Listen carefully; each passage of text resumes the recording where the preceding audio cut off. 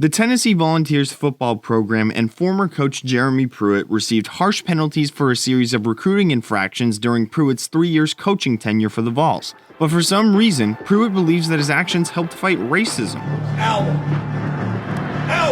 It's our ball game. For MRC-TV, I'm John Simmons and welcome to the woke world of sports. From 2018 to 2020, Pruitt committed what the NCAA calls 18 Level 1 violations, meaning he paid 18 different athletes and their families $60,000 to play football in Knoxville, including more than 200 individual violations. After the investigation was finished, Tennessee was handed an $8 million fine, believed to be the largest fine for such crimes, and were forced to vacate all 11 wins from the 2019 and 2020 seasons, which dropped them out of the top 10 nationally for most wins. Kay Norton, the chief hearing officer for the NCAA panel, said the violations were egregious and expansive. The sum of these violations makes this one of the largest cases this committee has ever adjudicated.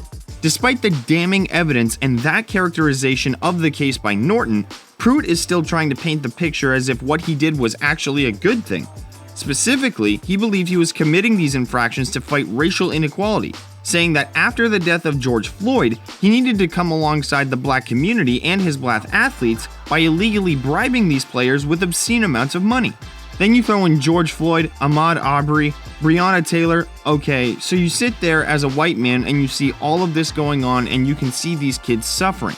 It's pitiful when you sit in a room and you hear grown men, and I'm talking about our coaches too, when they talk about growing up and the circumstances that they've been under, because it's hard for a white man to understand, Pruitt said. Well, the real pitiful element of this situation is that Pruitt would believe that anyone would buy his pathetic attempt to frame his actions as a good thing.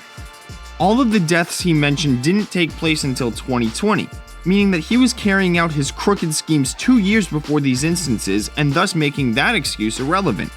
The two situations also don't correlate at all. Someone's death, however tragic it may be, does not mean that people who have no connection to the man should be offered illegal handouts.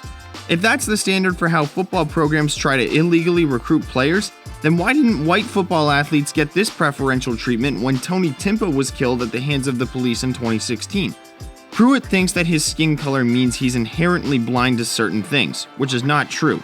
And the fact he's white shouldn't prevent him from seeing that his actions and argument for supporting them are a crock of nonsense. Part of his punishment is that he has been prevented from being hired for another job for the foreseeable future.